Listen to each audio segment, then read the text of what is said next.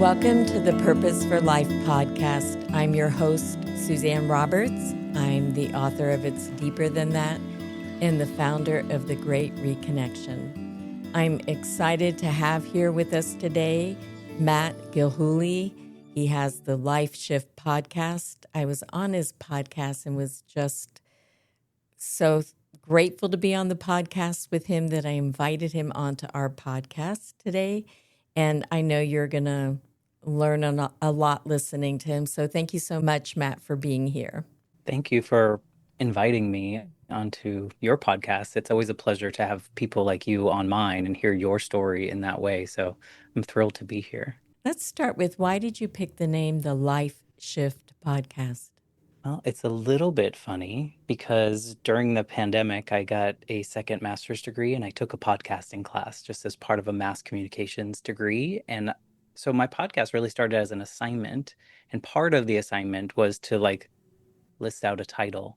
And so I went through like 30 something titles, and the life shift really resonated with me because of my own personal story, and just felt like there are so many people in this world, probably everyone, that have these pivotal moments, and from which one moment to the next, everything has shifted from what it was into something new.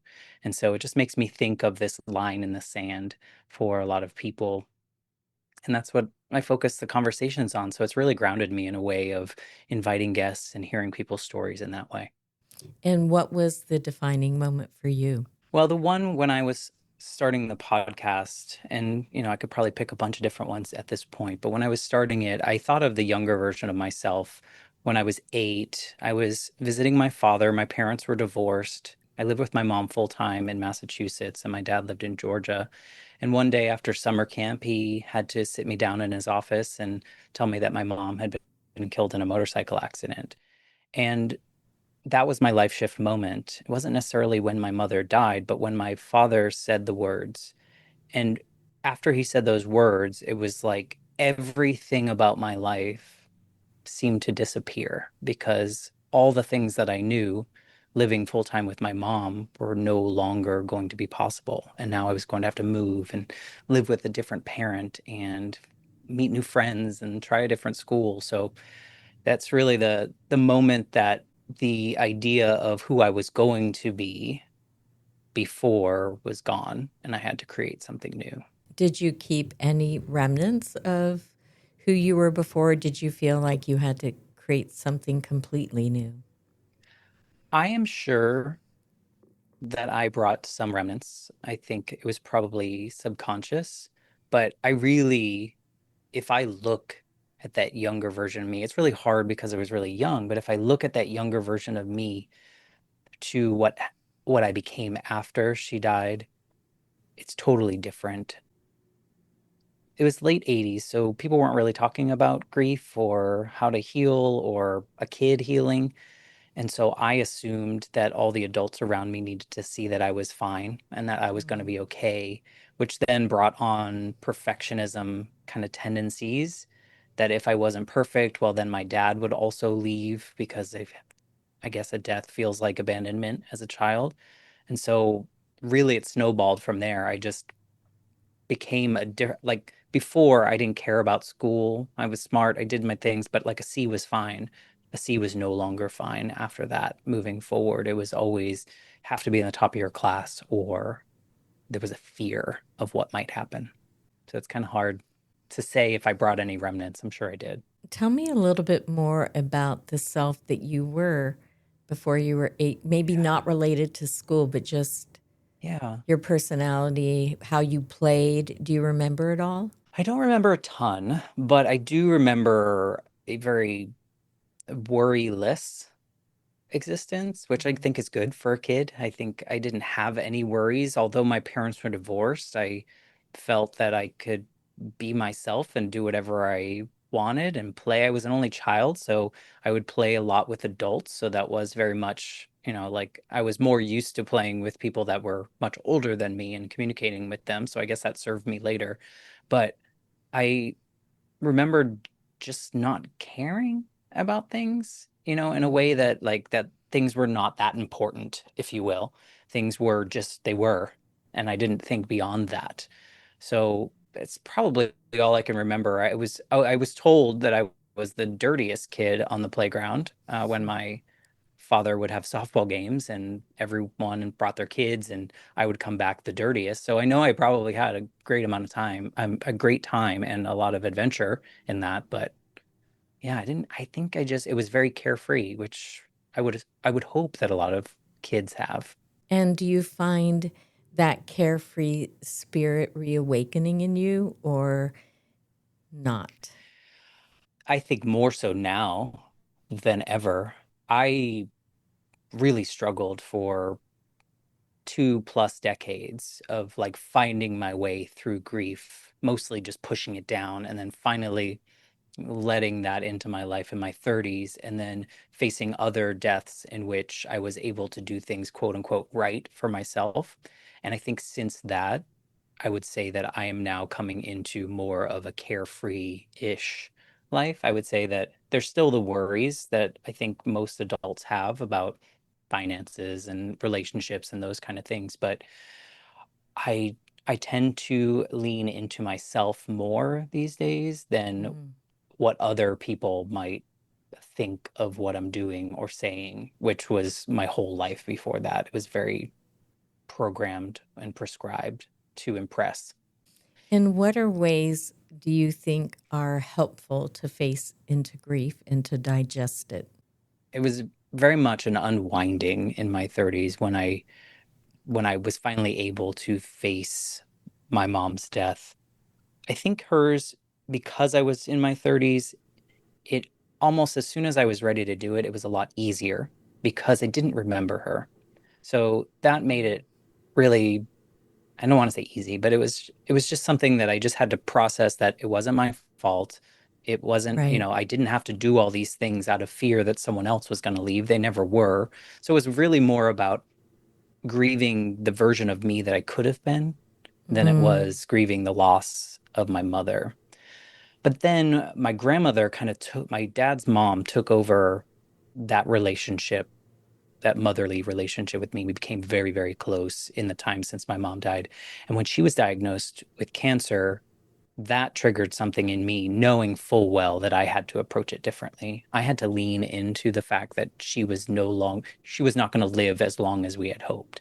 And so I feel like I did everything right with that, both for me and for my grandmother, of not shying away from the hard conversations, having the final conversations before the person dies, sitting by their side until the last breath comes out.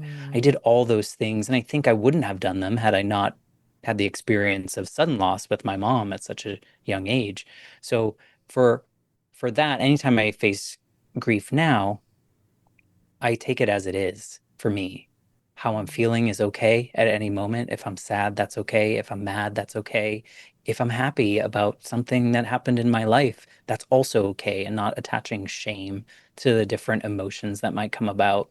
My grandfather just died a couple weeks ago, and it was different because I could honor the life that he had lived. He lived 94 years and he had Wow. this beautiful life, and I don't want to say I wasn't sad, but I wasn't devastated, Right. right? Like I had a good relationship with him. We did great things. I know he loved me. I loved him. Like, and so that one was really kind of easy to face. And I don't know if it's because I've had more tragic ones in the past, but I didn't answer your question, but I feel like grief for me was really leaning into me and less Mm. what I thought other people needed to see me during Mm. the grief process.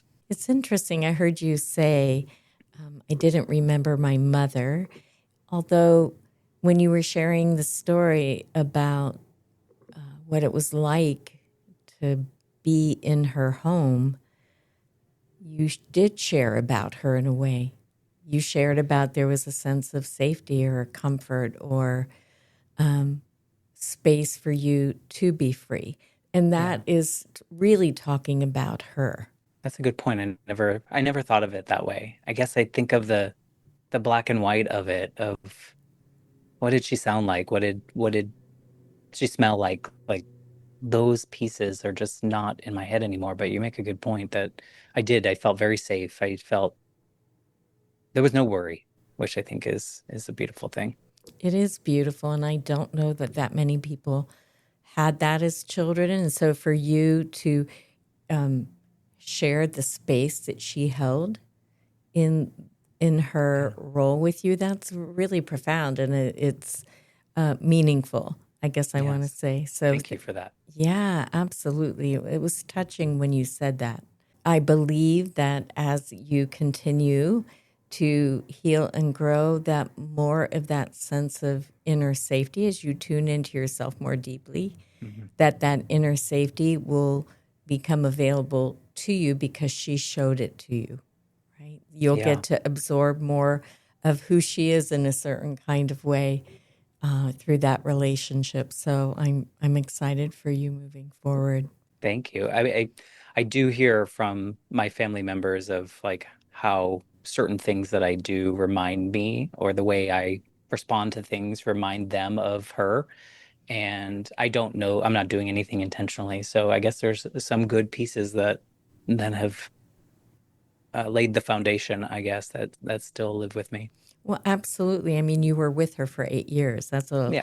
a lot of time to have what I would call a somatic felt sense imprint that may not be cognitive, but Right. is inside your cellular memory, maybe not your cognitive memory, but is inside you Yeah. in a certain kind of way that lives through you. And that's really powerful.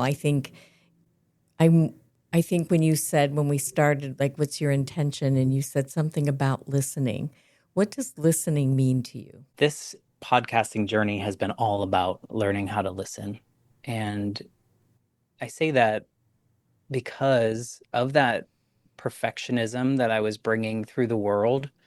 So much of my time was spent thinking about how I could make sure everyone knew I was okay, I was smart, I was fine. I would bring things to the table. And so I think of like corporate situations in which I Mm-hmm. was in meetings. I was never listening to actually absorb information. I was listening for the next silence and thinking of the question or the statement that I could say to impress, to make it sound like I was approved to be in the position that I was holding. Mm. And so starting the podcast, it was no longer about me trying to impress anyone else. It was about me holding, I'll be a little cheesy here, but holding the space for someone to share their story in the way that I've designed the podcast, and really ask the questions that I felt I wasn't allowed to ask growing up. Mm. You know, the things you dig into that you're told you shouldn't, that you shouldn't ask those questions because they're Mm. too private or whatever. And so listening has allowed me to be more curious because now I can ask those curious questions and be okay if someone is like, no, I don't want to answer that, or no, you're wrong, or any of those things where the younger versions of myself would be so afraid of even asking the question because it might be a no, or I might be wrong. So it seems weird to answer what does listening mean to you, but that has opened the door for me to expand, I guess, in Mm. feeling connected to other people versus protecting myself.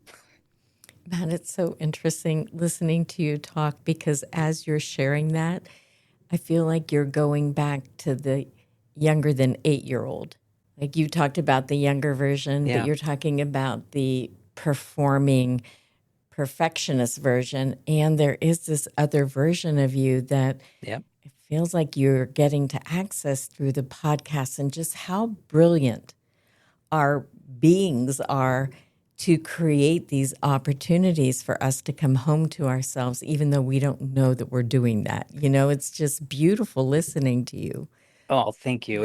It has I say it almost every episode now. There is something very selfish about this show for me in a way because it has healed me Yes. in ways that I never knew I needed, and never, like I wasn't seeking that. But just by listening, I've been able to connect with people all over the world that I probably never would have met.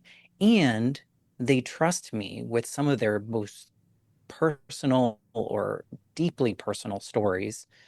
And that in itself then gives me something more because now this person that I didn't know 10 minutes ago is telling me something really, really deep and we're connecting on that level. So it's fascinating to me, but also it's beautifully selfish to do this podcast because I get something from it too. I'm not, yes, the listener is going to get something that hopefully the guest is getting something, but I too am getting something really valuable. I'm wondering if we could shift the word selfish I knew you were going to say that. to restorative. It It's unexpectedly so. unexpectedly restorative and just beautiful. I love that Yeah. for you. It just means that I'll never stop Hmm. because as cheesy as it sounds, I think of that 8-year-old sitting on the chair in front of my dad's office desk when he was about to tell me something. And I think of him when people are telling me these very line in the sand moments. And then I get curious as to how they somehow, despite the hardest of experiences that I've heard, are resilient and move through the world through something in the moment that feels very impossible to overcome. So it's like, wow, like how I think we've all been in a situation in which we're like, I don't know how I'm going to get through this. Right. And somehow people do, if we're lucky, Absolutely. I guess. I always say that there's an impulse, a life giving impulse inside of us that keeps moving us in spite of ourselves. And Hmm. sometimes it works really well, and sometimes it works well, and sometimes it kind of works well, you know, depending on the circumstances and the individuals. And it's always working on our behalf. And Yeah. that's something that I find very miraculous and wonderful. It's hard to put myself sometimes in others' situations as they describe them to me, but where I find the connection is in the emotions that we feel around those circumstances. And then I feel connected to them because I know what that feels like, Yeah, even though my circumstance is wildly different. It's really absolutely. nice to discover in my 40s. Absolutely. You also said something really interesting that you learned that it wasn't your fault because neurologically, I think it's about around the ages 11, between 10 and 12, we do not have the neurological development to differentiate. So all experiences get interpreted through our minds as our fault. So your mother's death gets interpreted as your fault, even though there is no relationship to you being in Georgia and your mother getting killed in a motorcycle accident. There's no way Right. they have anything to do with each other. But I think it's important for our listeners to understand that that happens inside of us. Even if someone walks in the room and they're in a bad mood before the ages of 10 to 12, you think, what did I do to cause that bad mood? We don't Hmm. have the skill level to not do that. And I really appreciate that you brought that up, that we all have to face the way our minds have held us prisoner for accountability for things that have no reason to be accountable for and to relieve ourselves of that. Was that for you a really pivotal moment to go, this really wasn't my fault? Oh, yeah. But it wasn't until my 30s Right. that I realized that.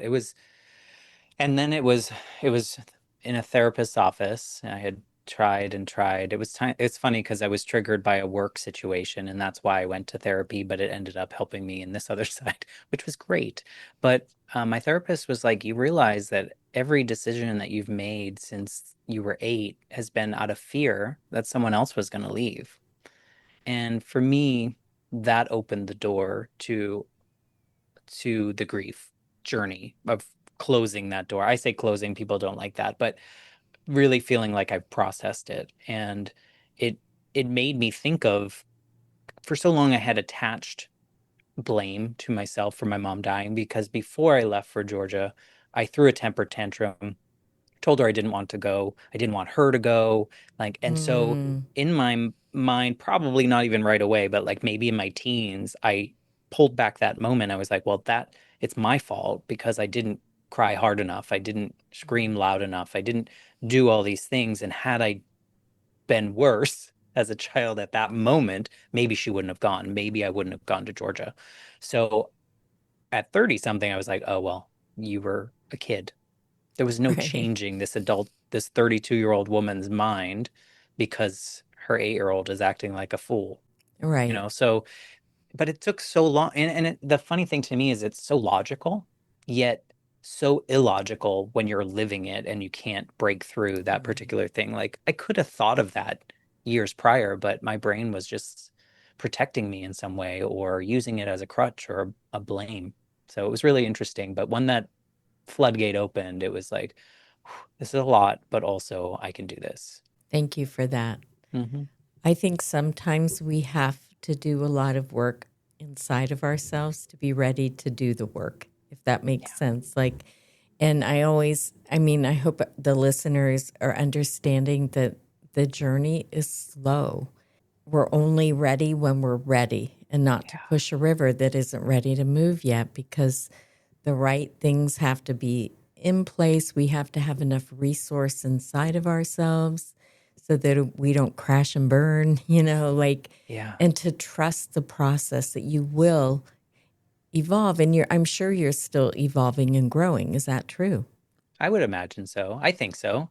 I feel, well, and to your point, maybe I'm evolving to more of that younger version of me, the Yes. the younger version that was living his own life instead of living a life for other people, which I did for quite a quite a few years. And so I'm very much leaning into it. And I do credit the podcast for that. Not the podcast itself, but the ability to have these conversations with people that live totally different lives and learn from them and connect with them in ways that maybe are surprising sometimes. So yeah, I think I'm always evolving with these conversations. And what do you imagine could be more possible for you inside yourself? I don't mean in the Yeah, world, but just inside of you. What more? I think there's still some things that I could let go of. I think there's still some mental health things that trickle through that I know that I can overcome, but I haven't been ready to let go because I don't know about you, but some of those things become a comfort Mm-hmm. if you have them and do them for a long time. So I think there's a lot of opportunity for growth there. I still have challenges with limiting beliefs. So I think that's something to overcome. I think logically, I can think all the big things, but then something pulls me back down that I might mess up or it might not be true or it might take too long or whatever, all the things, that, that happen in one's brain. So I think there's still a lot of opportunity. I don't know that I could tell you what's possible, but I'm open to seeing what is possible. What would it be like to find greater sense of freedom and expansiveness inside of you? What would it be like? It would be Yeah. wonderful because it would give me more space to do like the creative things and the things that bring me joy and connect with my friends and family. But that space is right now currently a little occupied with the things that I know aren't serving me well. But realistically, that's where I am. It would be beautiful though. I can't imagine what that's like, but I'd like to. Great. I like that for you, Matt, to keep that on like some kind of vision board, the image or the vision of you being freer and more spacious and creative and vibrant in a way that matches who you really are. Yeah, I think he's in there. He's in there. And he comes out every once in a while, but sometimes I put him back in his place.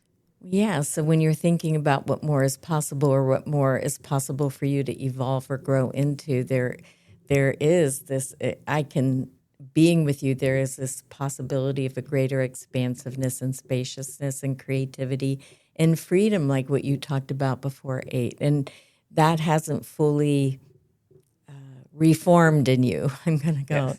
reform. So when we think about the podcast as restoration and this evolutionary processes reformation, I feel like there's so much more available to you in your Yeah. future, and I'm really excited for you. I'm so happy to be on this journey, and I do believe that. I do believe Yes, there's more to come. I feel that for you for sure. I'm excited for you. And did I'm you? ready. Yeah, good. I love that. I'm ready for you to be ready. And did you just write a book? I Or did, and it's kind of I did write it. It's those are my words. But what it is it's like a collection of a lot of the stories that I've had on the Life Shift podcast. And so what I did over the last 4 years is I've identified some of these stories that really kind of stuck with me, if you will. And mm-hmm, for this book, I give each story two elements. One is the life shift moment as I saw it, as I remember it, as it stood out to me. And then the other part of it is what I think that could mean for me and others, like mm, what we could take away from that story. So I'm not trying to prescribe anything to anyone, but I want to really center each part on that pivot, whatever it is, whether it's nice. traumatic, whether it's intentional, whatever that might be. And so there's 104 stories collected in this particular book called Still Here. And I Nice. think it's like one of those ones where you could pick it up and pick any page and read that particular piece. And I loved putting it together. It was a challenge, but I loved putting it together. And then I did it all myself. So you know, I figured out how to, well, I knew how to get it on Amazon because I have a bunch of coloring books and whatnot on there now. So I know all the publishing stuff. But yeah, it was really one of those things where I wanted to do it. So I did it and I didn't Awesome. have anything stop me. Awesome. I love that for you. Thank you. We're going to have to wind down for today. I love to ask my guests this question.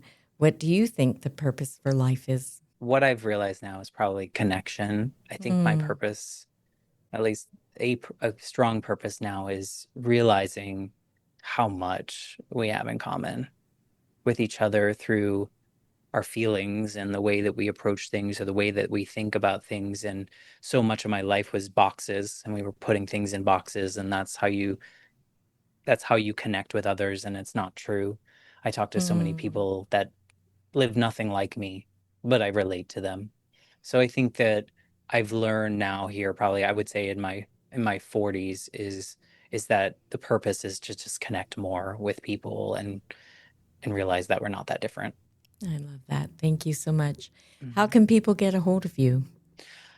Probably the easiest way is to go to the lifeshiftpodcast.com and then just, reach out to me. I'm on all the socials, but everything is linked there. And I would love to hear from people. I love sharing my story, but also hearing other people's stories. So, yeah, point them my way. Be happy to connect. Absolutely. Thank you. Thank you for being here today, Matt. I really appreciate it. Well, thank you for opening my eyes to some of the things that I hadn't thought about before. I really appreciate that. Absolutely. Thank you, everyone, for listening today. I'm so glad to have you here. Subscribe so you can be informed about the upcoming episodes. We're thrilled to have you here. I'm your host, Suzanne Roberts, and this is the Purpose for Life podcast. And until next time, keep living.